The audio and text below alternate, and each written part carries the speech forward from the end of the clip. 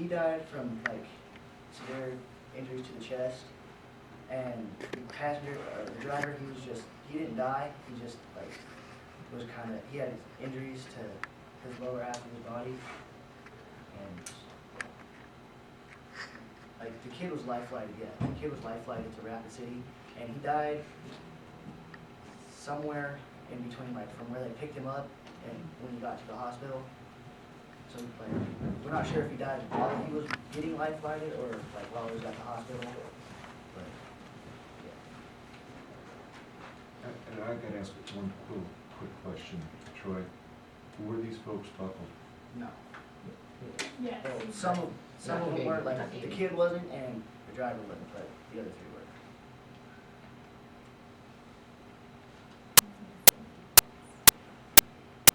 I'm gonna talk about the narrative.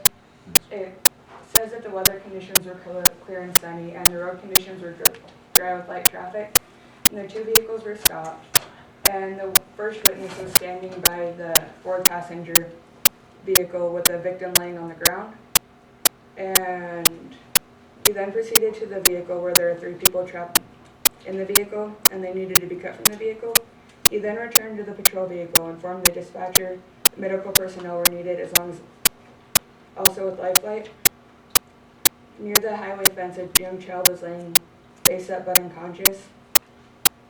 It was apparent the vehicle rolled 3 complete times, and the child had been ejected from the vehicle. At this time, Officer Hunter arrived. He took the measurement to determine the yaw of this, to determine the speed of the vehicle, which yaw is just a fancy word for the tire skid marks. When he arrived to the hospital, the back passenger appeared to not be seriously injured, and he interviewed her on what happened. She said she wasn't entirely sure. She'd been asleep, but when she woke up when they started to roll, and the only thing she remembered is seeing her son go by and trying to grab him, but all she grabbed was his coat. And on the 18th of July, the police officer contacted witness 1 to clarify about the statement he wrote. And he was asked how fast the vehicle might have been going. He stated approximately 70, since he was going 60 miles an hour. And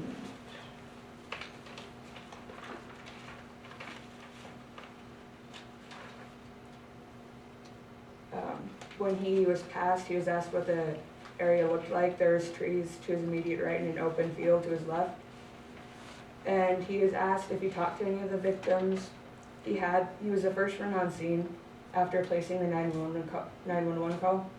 He ran to the vehicle and helped the female passenger out of the back. After she was helped in the vehicle, he turns around and looked at the driver and said he was driving stupid, wasn't he? And that's about it. Next is John Nelson and John Rice.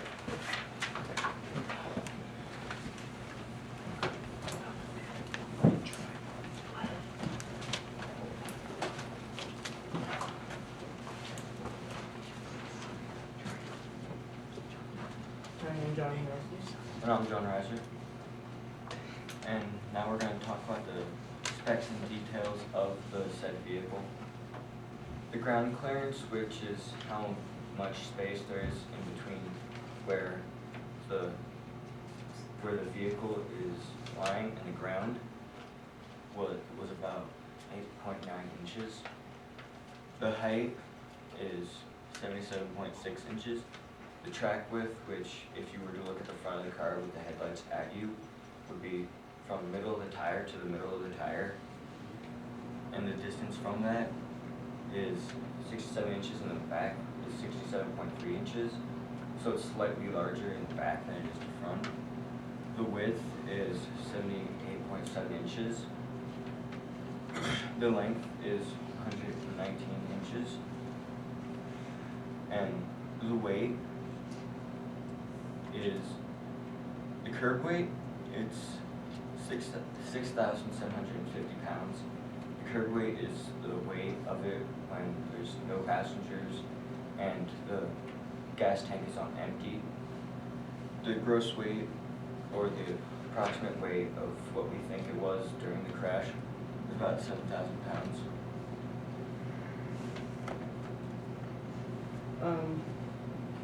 Let's go off and talk about the more SUVs, which SUV stands for Sports Utility Vehicle. The SUVs are built on a lightweight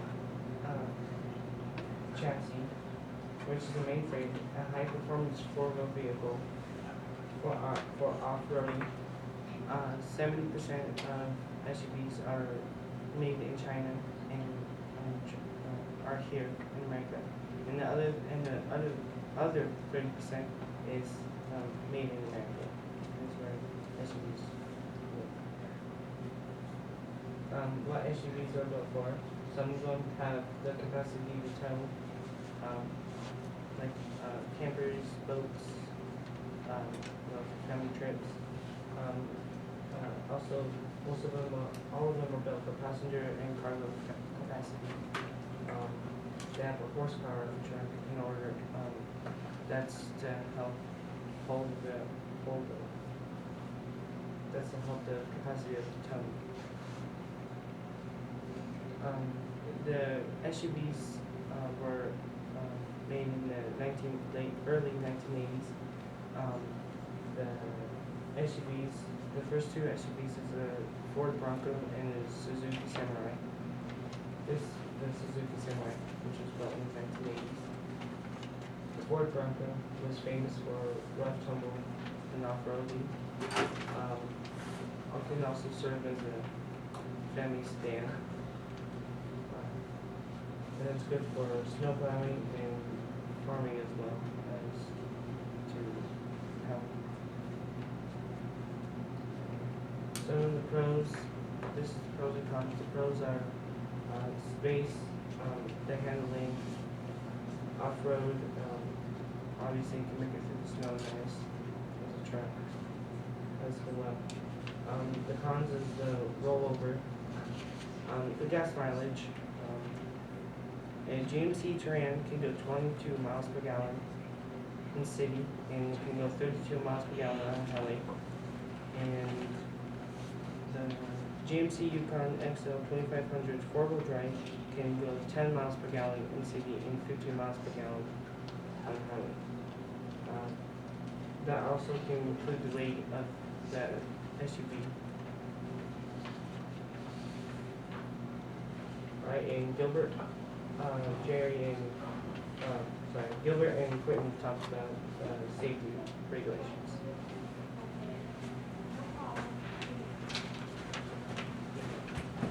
I'm Gilbert Lucas and talk to you about some safety regulations.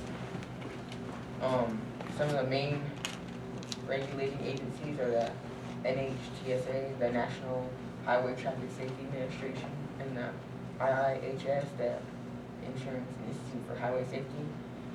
These just like make sure that the people follow the laws and laws and regulations, I guess. Some of these laws that they have to follow is, like in 1985, like there's a law that you had to have your headlights on 30 minutes after sunset and 30 minutes before sunrise. And the Transportation Efficiency Act of 1991, this act is where manufacturers, the car makers, put airbags in their front seats. And in 1999, the government passed a law where everybody has to wear a seatbelt at a certain weight and height. In 2008, the government made a law where you must use a car seat when you're a certain age, height, and weight. In 2012, Wyoming passed a law where you're unable to text or talk while you're driving, and if you do that and you get caught doing it, you can get a ticket. in 2012, if you left your child in a car unattended, you can get a huge fine. I don't know the exact number, but you can get a huge fine for it. And until 2012, you could have driven a motorcycle without a helmet, and they recently made it a law where you have to wear a helmet. Well, I did the speculations of the quality of each part of a vehicle. In 2003, the engine was not the best. It had horrible quality to it because there was problems with the spark plugs flying out loose, oil leak, and the steering and suspension was not as great either. This could cause problems, the car shaking, and this was mostly in the ball joint. And for most people, that go to replace their ball joints prefer the car manufacturer prefers them to keep the original ball joint in there because replacing it can also cause the same effects. And this photo is the ball joint that's connected between the steering and the suspension. Also in 2003, the brakes were somewhat of a major issue. The major failure in these were the ABS system, which was the automatic brake system. Talking more about the car itself with Shaquilla and Ben.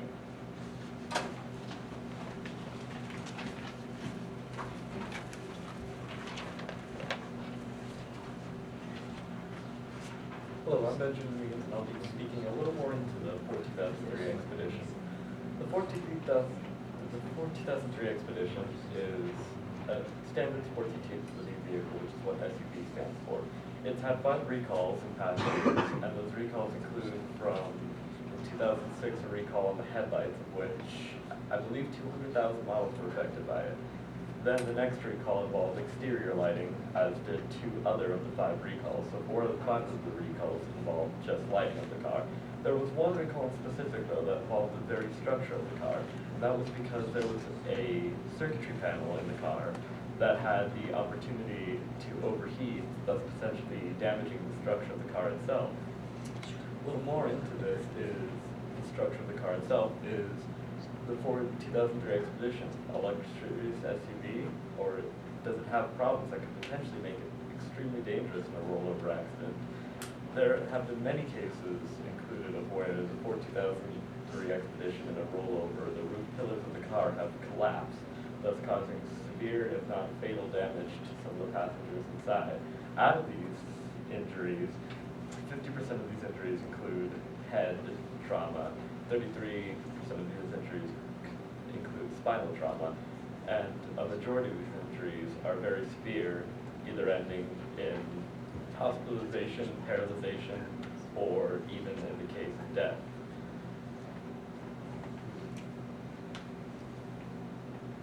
I'm Shaquilla, and I'll be talking about the lawsuits. Between 2003 and 2007, Ford had 18 lawsuits, 5 of which were related to the 2003 Ford Expedition and rollover. They all happened because of rollovers. The case that I basically want to focus on right now is Levesque versus Ford. Who it happened to was Gloria Levesque. Why? It was because of a faulty roof construction of the Ford, which left her permanently disabled from her head to her toe. This accident happened on July 25th in 2003, and it happened on Interstate 5 in Fresno County, which is in California. And the lawsuit, she was basically suing to cover her medical expenses and the potential money loss that she had from not being able to work because she's basically paralyzed. And so that's basically what she was suing for. The lawsuit was filed on November 8th in 2005, and Ford settled for an unknown amount, but within that amount was her medical expenses. And just to think that Ford could have, avoided all these lawsuits, the 5, especially between the 2003 Ford Expedition and the recalls, by just paying $30 more per car, and they could have avoided the whole mess with having to basically settle for lawsuits on money. And because these happened because of rollovers, next we'll be talking about the Center for Newton's laws is Brian and Aaron.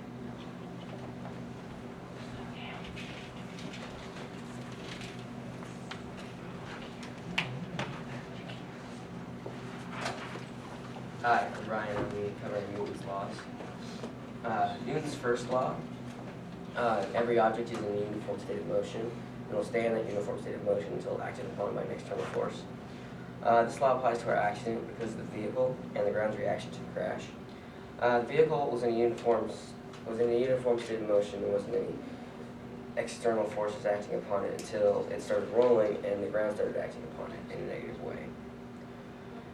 Newton's second law, the relationship between an object's mass, which is going to be abbreviated as m, its acceleration, which is abbreviated as a, and its applied force, which is f.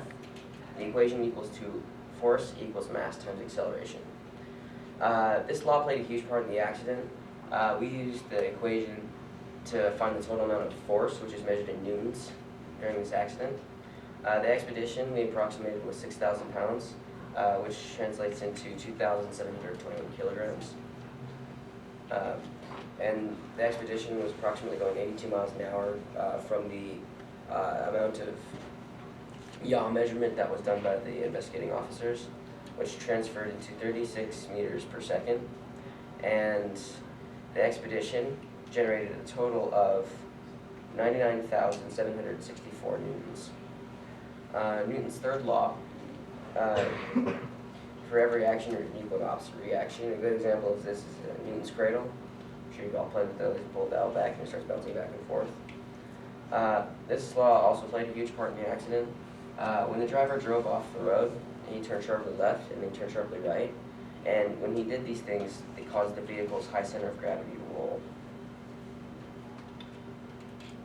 Okay, my name's Aaron, and the centrifugal is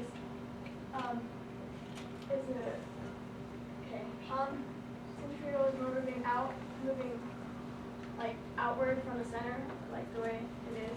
And so, and an example of it is like a lanyard. If you were to like spin it and you were to like stop it halfway, then it would like continue going. The way it relates to the problem, the accident, is the car was going really fast down the road, and all that force that it was making caused the bottom of the car, where all the weight is, to continue its flipping process.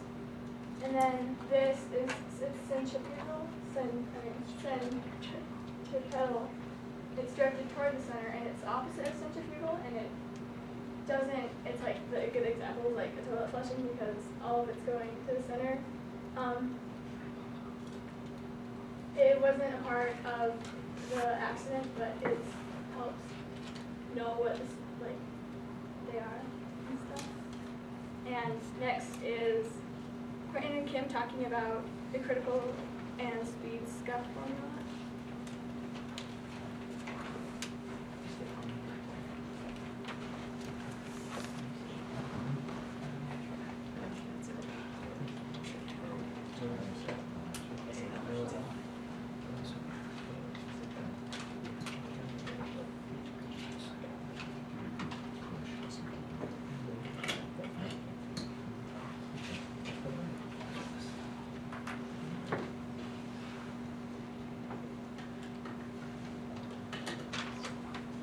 The formula for what they used to find the speed from the yaw markings was S equals 3.86 times the square root of RF, and the R is radius, and the F is the drag factor, which is also the yaw marks shown here that's going all the way through. When they did this, it's also kind of similar to the problem, the equation from Newton's law, second law, F equals ma.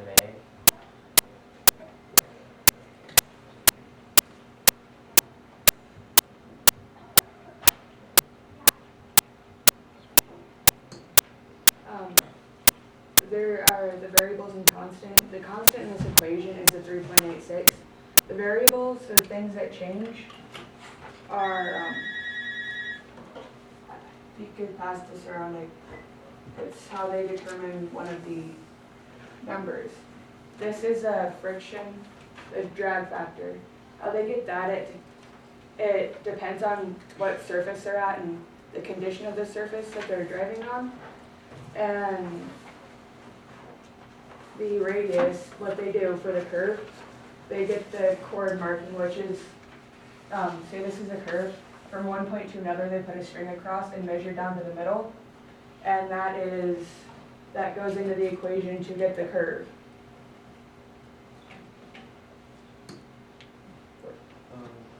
Wait, you're gonna do the Oh, yeah. What I'd like to do, if it's okay, we can just open up, meeting board and let you draw on it. All right, you wanna do that? Sure. Okay.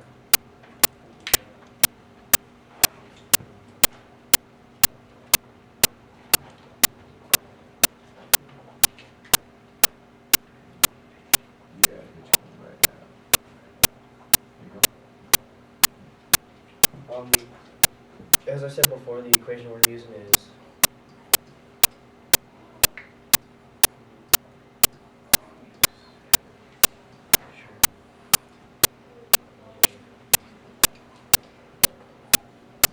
over RF, the same equation that they're going to use to find the speed. But for this equation, they use the top half of the whole curve. They didn't use the whole thing at once. And for the numbers that we need, we're to find the radius, which another equation we used was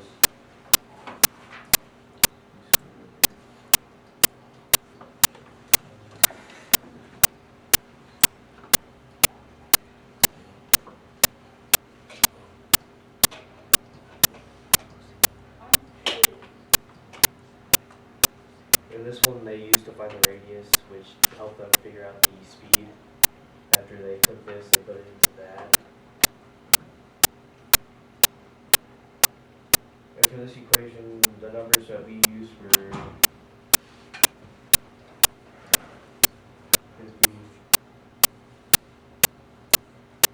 8 times 1 half.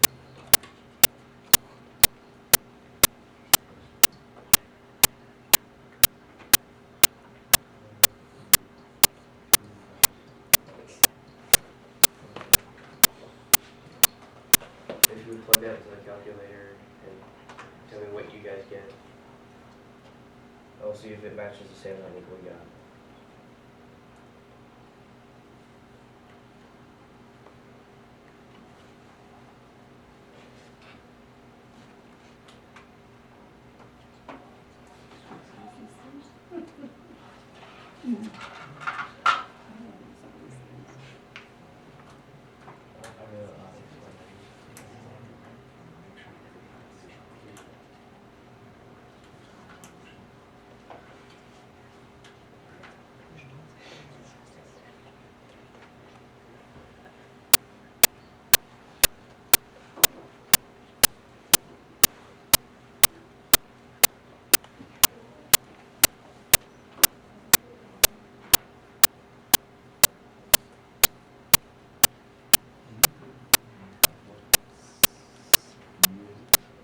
C would be the chord.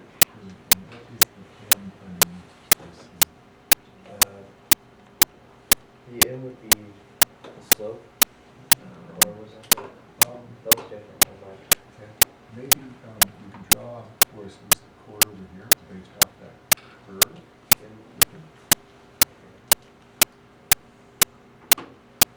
Great.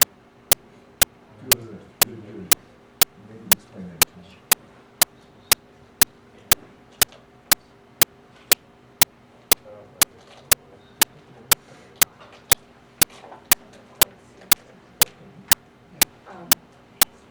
How they got C is that with the curve, you measure, the C was the number they measured across, so C is the 50.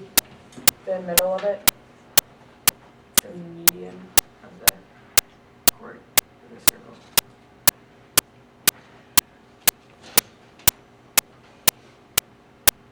And when you get the numbers, this would be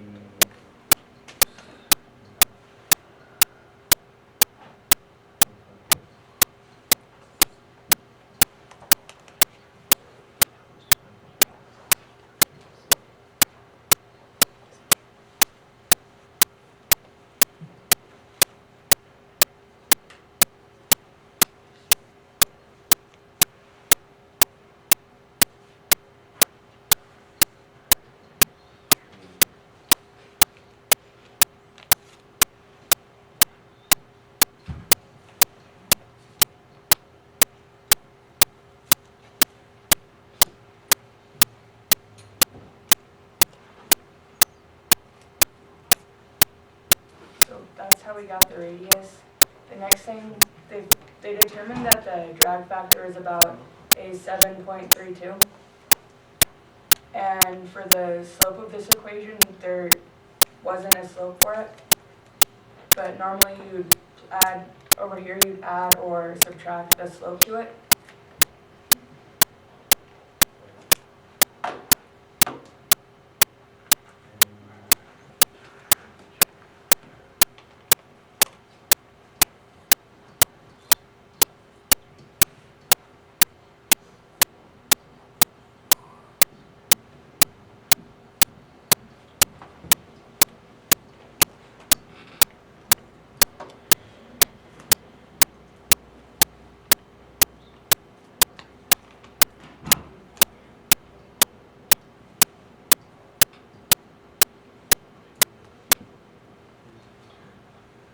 These were the numbers that we plugged in, and as we did the math problem, we got a total of 82 miles per hour, which was what they calculated. When they get the equation, if they get a decimal with it, which this we did, they try to round down to give the person, the driver, a benefit of the doubt.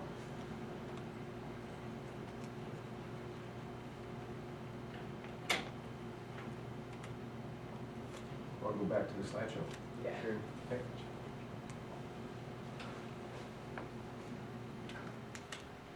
And maybe before you all say thank you, and we'll let you two start, the rest of the gang can then take a turn. Let's talk that liability factor a little bit. And Kim, what do you think? And we'll work all the way through and maybe we'll finish up with Bisbee. I think that the driver should get the most of the liability because he was speeding.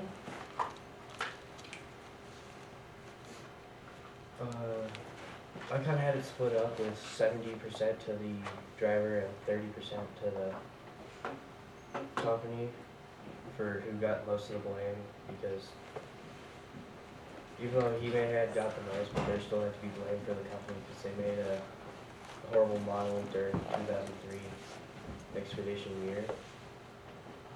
I think the driver also admitted to driving crazy and going 82 to 80, or somewhere between 82 and 85 miles per hour on a turn like that. Of course, it's like something bad is gonna happen. So. Well, yeah, I think it's more the driver than Ford. So, I mean, Ford doesn't have the good roof support, but I mean, it wouldn't have mattered if the driver hadn't been fucking stupid. So. Can't speak up. I think the driver got a lot of the blame too. If I had to put it into percentages, I think the driver had 80%, Ford had 20%. Because Ford, the roof supports weren't the only reason that those lawsuits came to light. There's a couple other things that happened. They bought cut cost windscreens so they could save some money, and they also the design was actually flawed in more than one way. It wasn't exactly fuel efficient as some of the other vehicles they made, and there were some other things. But yeah, the driver was driving pretty recklessly, and he tried to take that corner way too fast. So I think it is like kind of like Brian said, like 80-20, because it was the driver's fault for going really fast. He like shouldn't have gone that fast, and it was Ford's fault for not like making the best parts of the car, I guess. I think it's mainly the driver's fault because he's the one who caused the death of 3 people, including a 4-year-old child, because he was driving at a high rate of speed, which the reduced speed was at least 45, and which is yellow, which is recommended, and so he never got down that far. Ford, I think it should also have part of the blame, like 30% and the driver's 70%, but the 30% of the Ford company is because they never tested the rollover rate and see, if they could pass or fail the test. Um, See, I feel that despite reckless driving of the driver and the killing of 3 people, that even if that Ford should get 60% of the blame and the other 40% go to the driver, because if Ford were to, make their roof stronger and other things of the car, the SUV more safety, then you wouldn't have those fatalities and people would be more safer in the accident. It's despite the fact that people were driving recklessly and 2 of them were not wearing their seatbelts. I still think Ford should get most of the blame and the driver should get part of it because, well, like, reckless driving comes to play in it, but I don't think that it should all be focused on reckless driving. I kind of think that it should be 50-50 because I think it's kind of even between them. He was driving recklessly. Yeah, I'll say that. That's more of his fault. But if the roof pillars weren't as weak as they were and they were stronger, then they could have saved the passengers, some of the passengers, but not the child, because he was ejected, which is another thing for the driver. And for Ford, they had a high center of gravity on their vehicle, which if you're any car dealer or maker, then you should know that if it has a high center of gravity, it would be easier to tip over, and you should at least say that in the commercials for it. So I think it's still pretty even between them. I think I need more information to say who's to blame. Honestly, I mean, Ford kind of got a little bit of liability there, but if he wasn't driving like he was, like, it wouldn't have mattered if the roof pillars weren't strong enough, because, I mean, the vehicle wouldn't have rolled. So most of the liability probably should go on the driver, and like, yeah, he was going way over the speed, like, well, not way over the speed limit, but like, the recommended speed limit for those conditions in that road was 45, and he decided to double that, and I mean, that's kind of his fault, because if he wasn't driving like that, then like, the high center of gravity probably wouldn't have mattered as much, and it probably wouldn't have rolled. So, like, I think most of the blame should go on him, the driver. I would believe that both of them have liability in the situation, but that Ford has liability involving the death of the passengers because of the roof of their structure being weak and collapsing during accidents, of which the roof pillars, a lot of the deaths involve head trauma, which is what 2 of the passengers were killed by, were head and chest trauma. Also, that this rollover, although it was the driver's fault for speeding and for taking a turn too quickly and overcorrecting, thus rolling the vehicle, this happened in an optimal condition area, unlike if the car maybe would have been in an area where there was high windage, it might have rolled over because, as Risey said, the high center of gravity in the vehicle. So I believe that Ford definitely has some liability, but also that the driver does. All right, do you guys have any questions? Did you look into many other types of forces, physics, awesome things? Like inertia?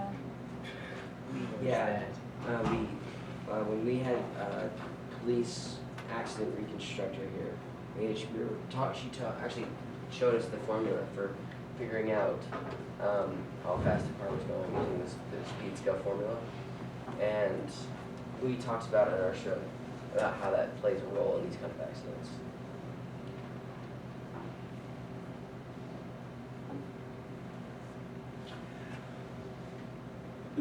What who all did you talk to? Like, did you have many guest speakers? No, we just had that one. Where was the child ejected? He had to have been about right here, and he ended up down here. Your second term? So, Second. What radius did they use in their calculation? There's three there, two that's obvious and one that's not. they used just this top Yeah, slope the right top. here. Yeah. How can that be used for the rollover? The rollover's down here. I know the rollover started here, but through the accident report, we didn't have all numbers because on the report there was. Where was the rollover now? Between. Out on the road here? It rolled here and started. This is where it first, these are, the triangles are where it rolled, when it first started rolling. So it's obvious, the car went off the road, he corrected, then he overcorrected. The rollover was on the side of the road over here. And that radius is a very, very small radius, no wonder it rolled. Yeah. Well, like, When it hit the gravel, it just, the radius, if they're calculating that one, there was no rollover associated with that. That was to determine how fast he was going before he crashed, how fast he was driving, to see if he was going over the speed limit or not. Okay, so that just determined whether he's speeding or not. Yeah. Okay, where's the center of gravity of the car? We didn't hear it. Where is it? How high is it? Let's just use this one. The center of gravity in this car is about here, about in the middle. How high? Higher than normal, higher than average. Average for what? For a vehicle, like if you've seen supercars, like Corvettes and the NASCARs, they're low, and the center of gravity is very low, so they don't fly up and start rolling. This expedition, the center of gravity is higher because it's top heavy. So is a semi. Yeah. But semis compensate by having a very heavy bottom, By what? by making the bottom of the vehicle really heavy.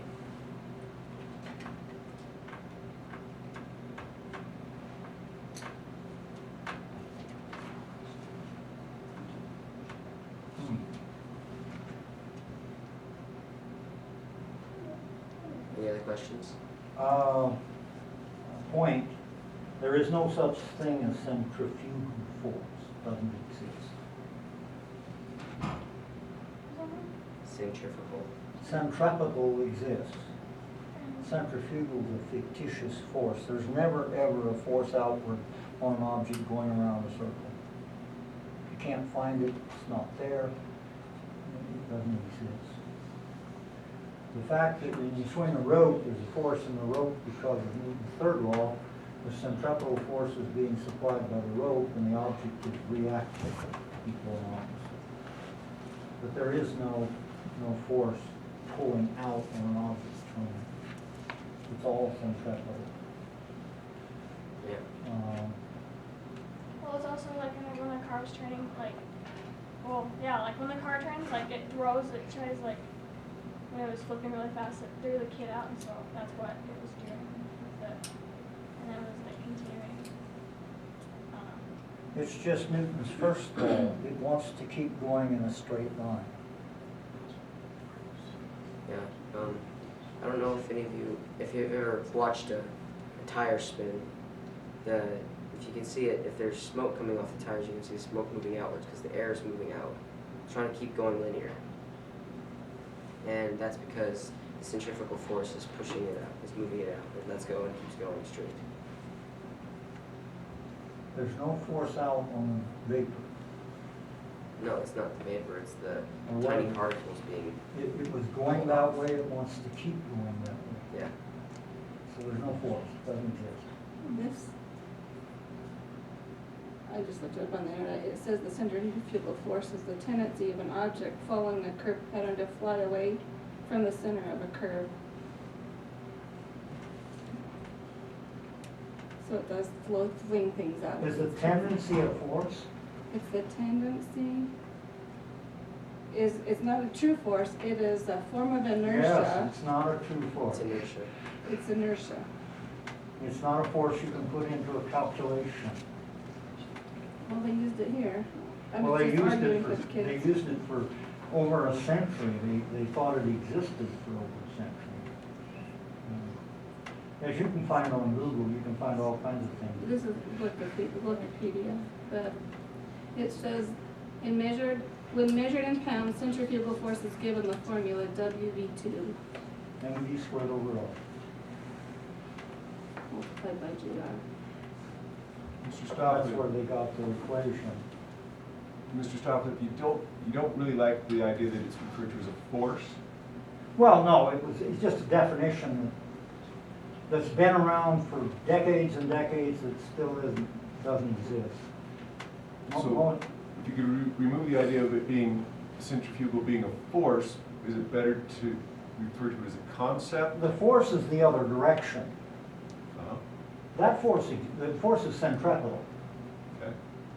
Now, a car goes around the corner, if the ground doesn't create enough force to keep it coming around, then the car just, Newton's first law, just keeps going where it wants to go.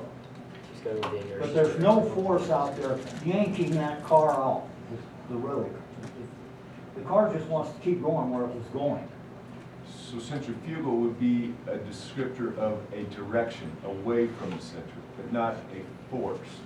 It's not a force. Very good. It's the way inertia is But it's what flung the directed. kid out the window. either Yeah, way. it's the inertia. Okay, on this diagram behind Quentin, you see the green line's the line, but when it's going out like this, the inertia is still going this way in this turn. It's just being altered to go this way. Now inertia is another word. This inertia that's the centrifugal force. Centrifugal is the definition of, Inertia is simply an object tending to go in the direction it's going. yeah, That's inertia. yeah, but the inertia is still going that way. And centrifugal, the definition is inertia. Inertia is in the definition. Draw a straight line on Yeah.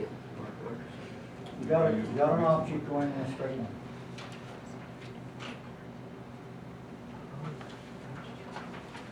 Here comes your car. Now, how are you gonna get it to come this way? Turn. Draw a force on it. What force will bring it around? Friction. No. That'll make it keep going where it's going. What force will make it turn? Think of it, just let your mind do it. What force will bring it around? Friction with the road.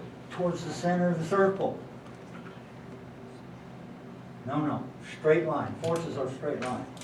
I know. Okay, That's the now what force will bring it to the center of the circle? Draw it in there. I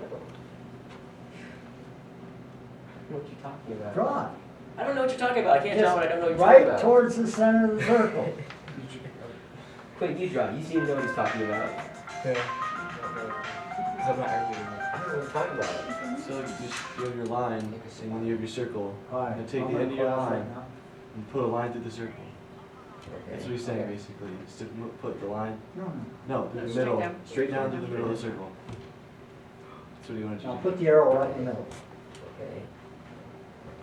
There's your centripetal, well, the other way around. Jeez. There's your centripetal force. You gotta bring it around. Yeah. That's what I said. Centripetal. There is no such thing as centrifuge. It's not there. I have a question about labs. If you guys got to do any cool labs. Actually, we did. We used rangefinders. What? Rangefinders. What's a rangefinder? Um, Does it find your range? It's a tool to calculate time, distance and time. What did you do? Can you want me to explain it?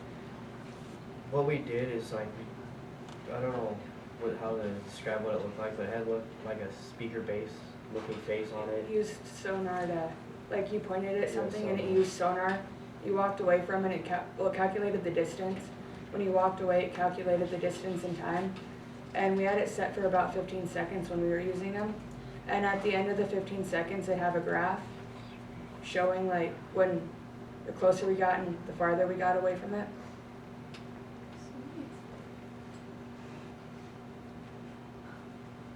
have a question about the project. Okay. We discussed the crash, for, reasons for it and stuff. The one thing that we didn't discuss or look at was what type of charges should be filed against the driver, or what type of charges are possible to be filed, and which ones should be. Reckless driving, I speeding. thought vehicular manslaughter. Don't you think that the parents of the child should get charged too because they didn't have him in a seatbelt? Child endangerment. They didn't have a seatbelt or a car seat for him. And those laws have been around since '91, I think it was. Yes. That you had, or somewhere in the '90s for seatbelts and child safety. The driver needed to bear a lot of the responsibility because he made bad choices. He passed 2 vehicles at a high rate of speed before he, in a non-passing zone, before he ever hit that curve. And then knowing his passengers weren't seatbelted, he started that car and started driving, and that was his responsibility. Any other questions, statements? Couple more I'd like to ask y'all. Almost done.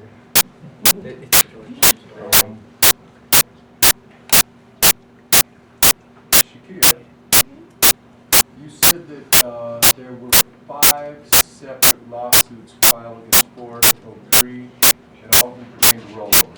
Yeah. And as far as you know, I don't know where you ended up as far as research reached the trial. Was Ford found guilty or negligent in all of these cases? 4 of them I were able to confirm with an exact amount that Ford was found guilty, but one of them I couldn't find ever find a decision. Okay. Does anyone amongst you know if Ford made changes by the time they came out with the 04 or 5, 6 specific to the problems with rollover? Probably, because they had that one recall. Yeah, That's when they fixed it. Yes, they In have. that California case, they said they that. started on this website I found, they said that they started making the bottoms more heavy so that they didn't have such a high center of gravity. And it's harder to roll something if it's got a lower center of gravity, because there's more weight on the bottom than there is on the top. So the bottom's gonna wanna stay down more than the top is. Okay. And last question, is the students know that this is based off of a real case, and that it did end up in court. What they have not been privy to is how it ended up, and the premise of the court case was whether or not the driver was speeding. And within the court case, he was able to prove to the satisfaction of the jury that he was going 65 miles per hour. And we know that you all, as well as the investigating officer, came up with 82. So if you go back to your map for just a moment, it's up on the board. And with that hardcore equation that you all worked with and grappled with, what about the map could he have used to crunch numbers to show that he was going 65? I think that kind of all goes back to the scuff. Okay? And so what about the scuff wasn't figured into your equations, or at least when you got the accident report, into that? They didn't measure the other curve. They only measured one of them, which they should have measured both to help determine a more accurate speed. Which one did they measure? They measured the first. That's how they got the speed of 82. Well, the other one would be different because he has. Because he was Yeah. slowing down. When you his get both feet the were on brakes, equations, you so take it, big difference. you square both of the numbers, and then you add them together, and then take the square root of that, and that is the speed. But the officers who measured it didn't. John Nelson, you were able to locate the road on Google Earth, correct? Were you able to zoom in enough, and if we go with the first curve at the top, what is immediately off the road? What is that surface like? It's a downhill slope. Okay. And was it also pavement? No. Okay. And Kim, maybe you could call attention again to the audience members, the sheet that you passed around? They also didn't account for that. They were also on grass and other. So they just went with the asphalt's drag factor. They also could have went with the grass, which is like a 0.45, I believe. That would have also made a difference.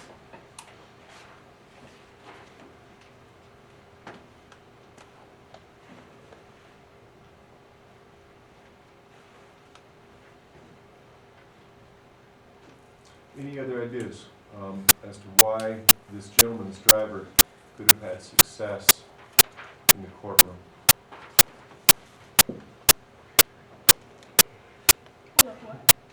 Why do you think he won his case?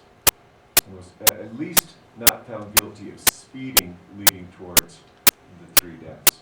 Doesn't mean that the seatbelt situation still didn't have him found guilty of the manslaughter. But he proved the speeding to be 65. Any other ideas, folks? Yeah, witness account probably. I know the spouse, one of the both spouses survived, but I don't know, maybe they both came together and said, yeah, you're going to speed. There's nobody else in the vehicle, so. Aside from raw science, just counts.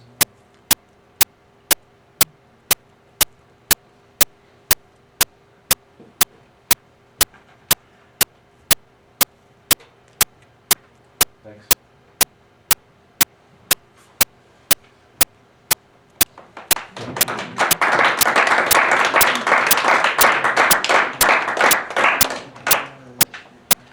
And students, you should understand, Mr. Stoffler, how many years did you teach physics, Frank?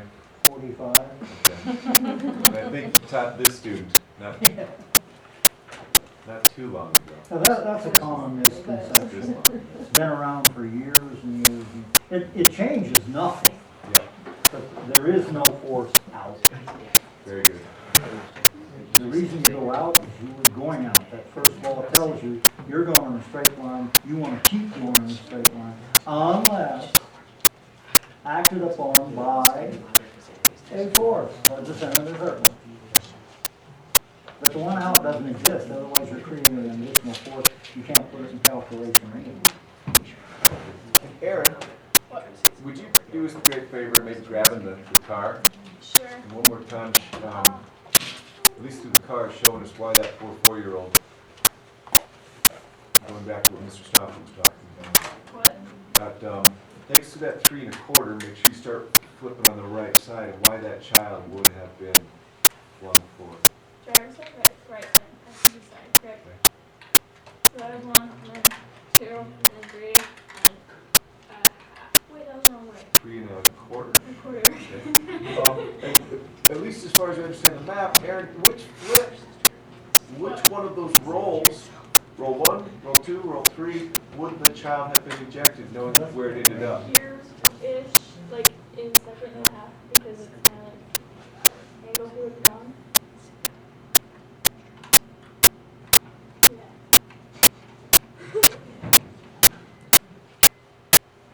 Thank you, Aaron.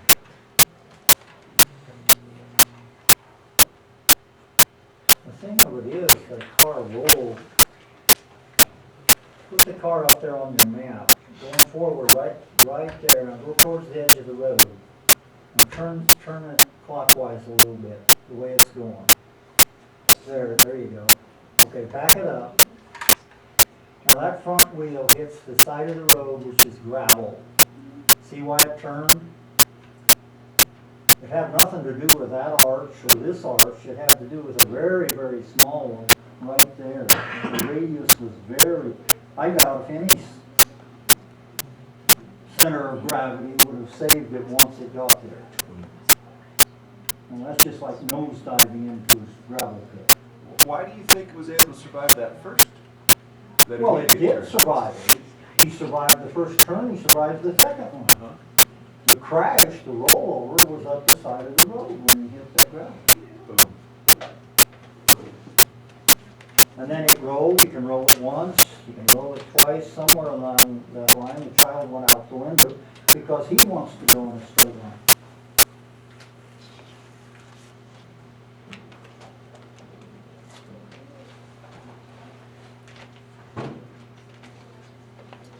So you can all go based back to those laws. Here's the child, the car goes that way, he just goes out the window.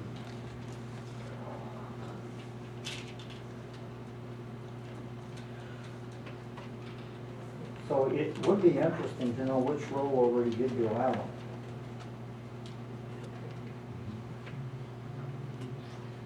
Knowing where it began, knowing where the car ended.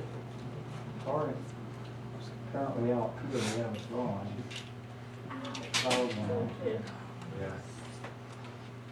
See, and that's almost a straight line from where he comes to the edge of the road to where he's at. Yeah. North is flat out.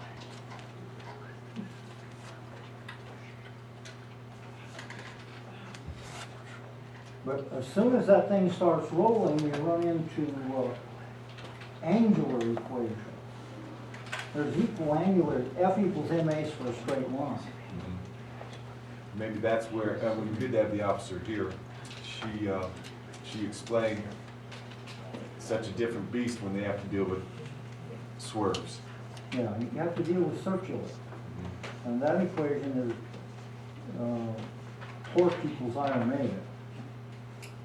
Now, that torque is the force times the distance from center of gravity to the ground. And I is called the moment of inertia, and omega is the angular velocity. So, but it's the same thing. It's F equals ma, except it's in circular notation. Well, maybe if you're not too busy next week, Mr. Stockton, you can come in and do some lab work with this group. I've forgotten how to derive one.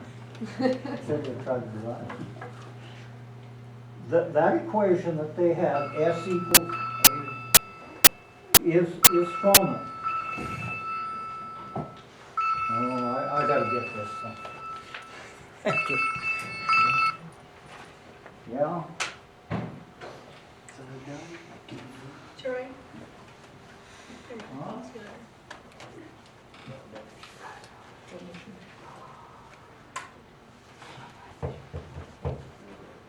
So the driver got away with it, really? There was no,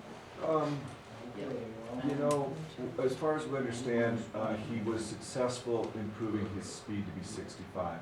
Other than that, we don't know anything else. because you really can't refute the seatbelts and speed in. Right, that seemed to be a no-brainer. Carelessness. Yeah, we would really like to, and the students didn't know the outcome of at least that part of the outcome of the case. So, I take it R is the radius of the circle. Sounds like little Quentin and a little bit of Miss F is Anderson. the force. What's the 3.86? I lost that. And you know, we couldn't get an answer either. We know that if you square it, if you put it back inside that square root, it's the square root of 15. It is? Yeah, but we don't know how they came up with that number. Well, Why maybe 15? that's the angular moment, the moment of inertia, we call it.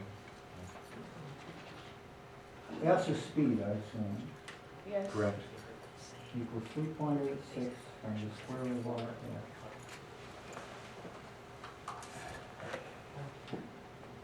So S squared, V squared equals 15 times R.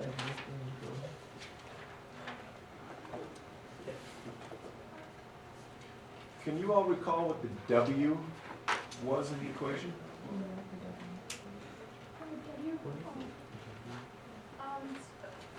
She never told us what the W was. So we didn't have it.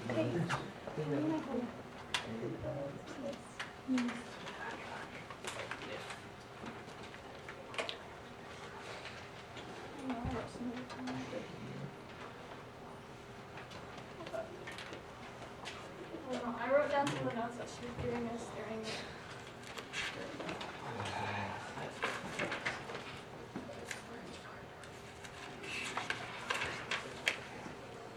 W maybe?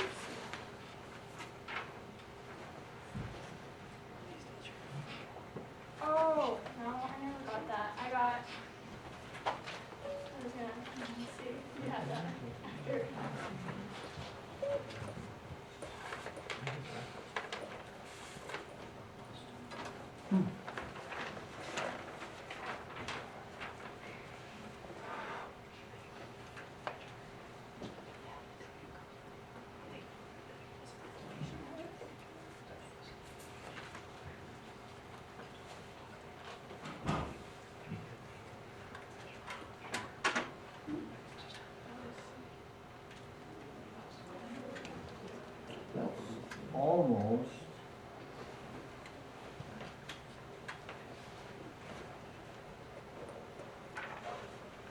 I sure don't know where the 15 comes in. It's nowhere near the massive car. No. It's, unfortunately, our officer did not know as well, just the equation they had to rescue.